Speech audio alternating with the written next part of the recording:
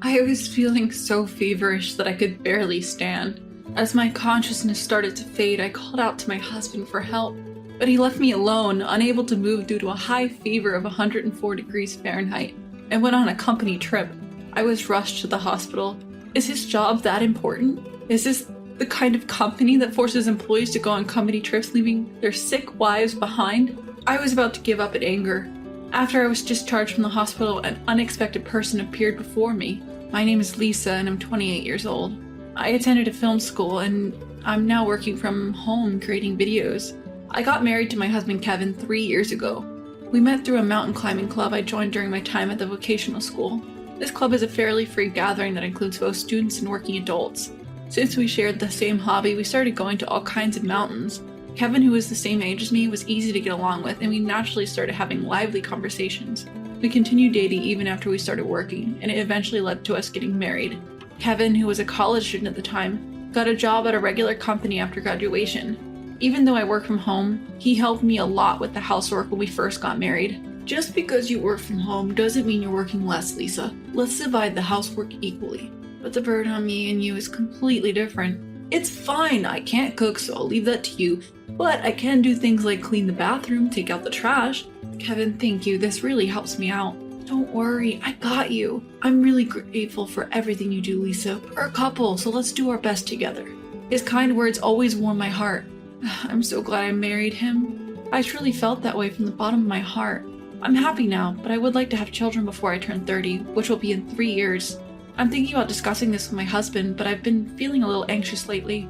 That is, his behavior is a bit off and I feel distant with him lately. It all started with a trivial thing. He started working overtime more often about 2 months ago, and he started coming home extremely late.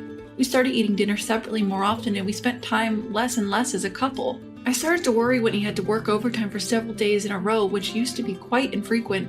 When he came home late at night, I decided to ask him about it. Kevin, you've been working a lot of overtime lately. Are you really that busy? Yeah. I have a lot of work to do.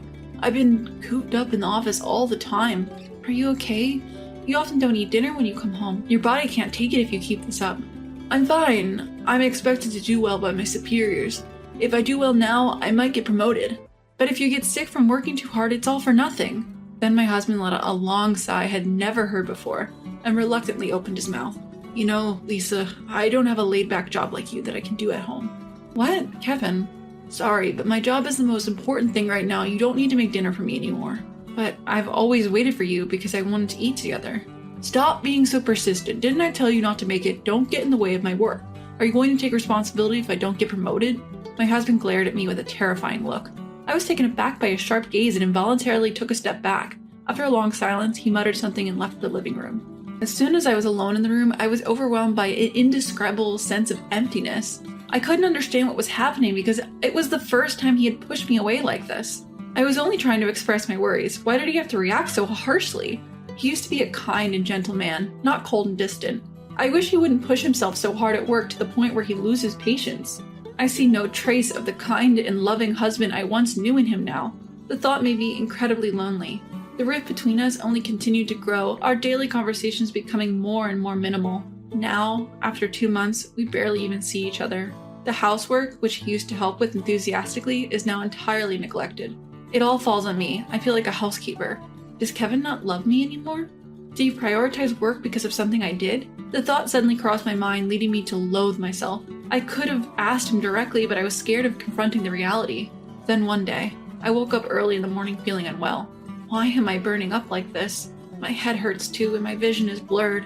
When I tried to get out of bed, I collapsed onto the floor because my body felt so heavy. I tried to get up, but my body wouldn't cooperate. Awakened by the noise, my husband Kevin was standing by my side. I reached out to him for help, but he just ignored me and looked down at me saying, "What are you doing? Hurry up and make breakfast." Wait, Kevin, I think I have a really high fever.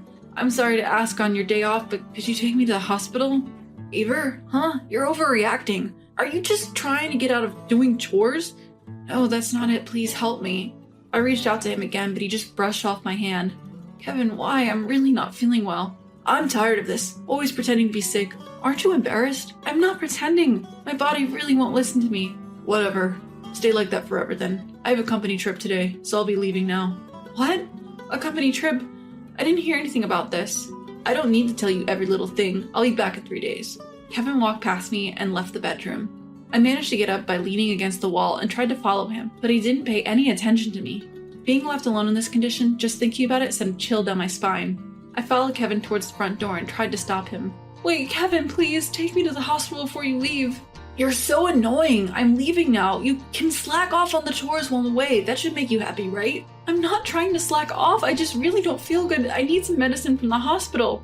I told you you're overreacting. Just go to sleep. It will get better. Don't interfere with my plans. No, please, wait. Wait, Kevin. Despite my pleas, he left without looking back. When the door closed, an overwhelming sense of despair washed over me. My body was burning hot, but I felt a chill. I also felt nauseous. There's no medicine here. I have to go to the hospital. With determination, I decided to head to the hospital. It took much longer than usual to get dressed, and with great difficulty, I managed to start walking to the hospital. There were no taxis in this area, so I had to walk to the nearby hospital. It's been a long time since I last had a fever this high. I'm normally in good health, so I'm not resistant to such situations making me feel very physically uncomfortable. Even as I slowly head to the hospital, my body feels heavy and I can hardly move forward. I take one step and stop, a few steps, then rest by holding onto a street pole. My vision spins and I lose consciousness. A few hours later, I wake up to find a white ceiling above me. I look around and realize that I'm lying down in a hospital room. After a while, a nurse enters the room and asks, "How are you feeling?"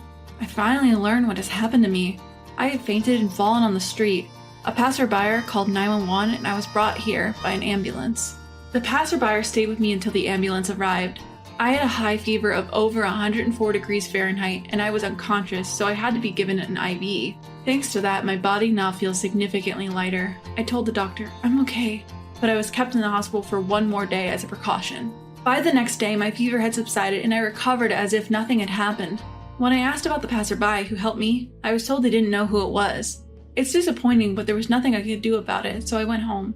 When I arrived home in the afternoon, I decided to call my husband, Kevin, and pulled out my phone. However, for some reason, I couldn't tap the call button.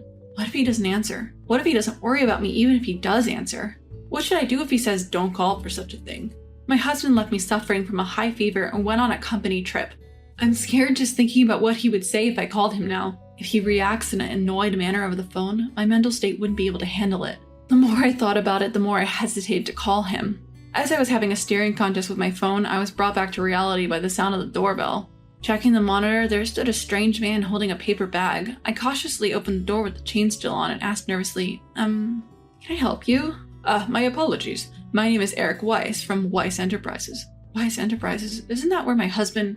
Wait, you're Mr. Weiss? Yes, I'm the president of Weiss Enterprises. How are you feeling, Lisa? To my surprise, it was my husband's boss who visited me. Why on earth would such a person come to visit? In my confusion, I took off the door chain and managed to utter some words. Mr. Weiss, why are you here, and how do you know about my condition? Sorry for not explaining. I was the one who found you collapsed on the street yesterday and called 911. Wait, you were? Yes, but I was surprised. I thought Kevin was always accompanying you to the hospital. Always accompanying? Mr. Weiss asked with a puzzled look as I stood there confused.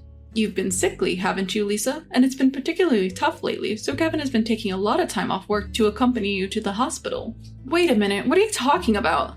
Well, you've been sick and have had to go to the hospital, so Kevin has been taking a lot of time off work recently.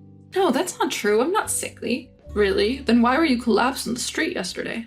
Well, yesterday I happened to have a high fever for the first time in a long time. I asked Kevin to take me to the hospital, but he left me behind saying he had a company trip. I was trying to go to the hospital by myself. Company trip? What are you talking about? We haven't had a company trip for 2 years now, given the current situation. The more we talked, the more the inconsistencies became apparent. What's certain is that my husband had been lying to both me and the CEO, Eric. When it became clear that the company trip was a lie, I had a sinking feeling and hurried to my husband's room. I turned on his usual computer and checked his email inbox. There, I found a massive amount of correspondence with a woman who seemed to be his mistress. That was the moment my feelings for him instantly cooled. Upon further investigation, I found several two-shot photos with his mistress saved in his image folder. Some were quite risque. Having pieced everything together, I showed these photos to Eric and revealed everything. Mr. Weiss, it seems my husband is having an affair. This was saved on his computer and the dates are weekdays. Then you mean to tell me that his frequent absences from the company saying he was accompanying his wife to the hospital were all lies? Yes, they're lies. He's probably meeting with his mistress. What? To use his own family for such a thing? Eric was livid, turning red in the face right before my eyes. I unconsciously picked up my smartphone and called my husband. The call rang out, but there was no response. Nonetheless, I did not give up and continued to call him over and over. After about 10 minutes, Kevin finally answered. Perhaps he knew it was me, but he sounded lethargic. I turned on the speakerphone and confronted him in front of Eric. Hey, what are you doing? And where are you right now? Huh? What do you mean all of a sudden? I told you I was on a company trip. Don't lie. You're probably with your mistress, aren't you? What? What are you talking about? There's no way. Stop making baseless accusations. Don't call me for something like this. Baseless? Or is it that you're just rattled because I found out the truth? What? Anyway, I have to go. Mr. Weiss called me. Eric called him? There's no way that's true. After all, Eric is right in front of me. I said in a cold voice. That's odd. You see, Mr. Weiss is at home with me. Huh? What are you talking about? There's no way. As my husband began to protest, Eric himself interjected. There is a way, Kevin. That voice. Can it be? Really? Mr. Weiss? Eric cleared his throat. When your wife, Lisa, fell on the street, I happened to be there. I came to visit today, but I had no idea you were lying. It's not like that. It's a misunderstanding. And why would you know Lisa? Remember the company barbecue a few years back? Your wife was there, wasn't she? That's why I remembered her face. She has a wonderful smile, very memorable. So when you said such a wonderful wife was ill, I allowed you to take time off to accompany her to the hospital. But you... It's not like that, Mr. Weiss. There's a reason. My husband desperately tried to mend the situation, but that wasn't going to work anymore. Eric thundered at him over the phone. Listen well, you're fired. Don't ever set foot in my company again. No, wait, please, Mr. Weiss, please. Lisa, you beg him too. If I get fired, you're going to have trouble making ends meet. Rather than apologizing, he was threatening our livelihood. That's when I completely lost any remaining affection for him. Memories of past hardships flashed through my mind. As if chewing on the emotional scars he inflicted, I told him, Enough already. Why can't you apologize even now? After all, it's your fault for lying and having an affair in the first place. Why should I have to apologize for that? Don't be ridiculous. What's going on, Lisa? Calm down. Because of trash like you, I've suffered immensely. But it ends today. I'm leaving you. Don't you dare appear in front of me again. I hope you and your mistress sink as low as you possibly can. I held back a ragged breath and unilaterally hung up the phone. My husband immediately tried to call back, but I set my phone to reject his calls. I quickly packed my bags and returned to my parents' house in my hometown. To my surprise, Eric, Kevin's boss, was the one who helped my move. Eventually, my husband returned to our empty house.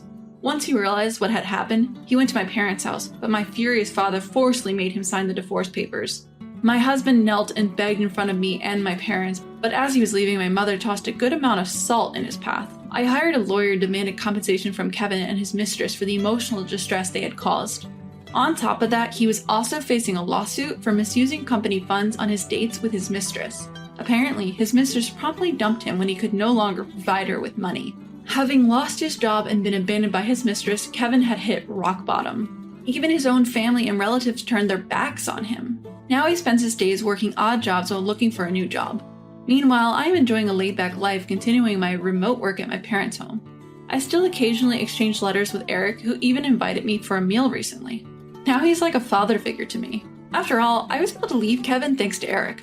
I can't express enough gratitude towards Eric, who rescued me, and my parents, who warmly accepted me. I'm committed to gradually giving back to Eric, staking my life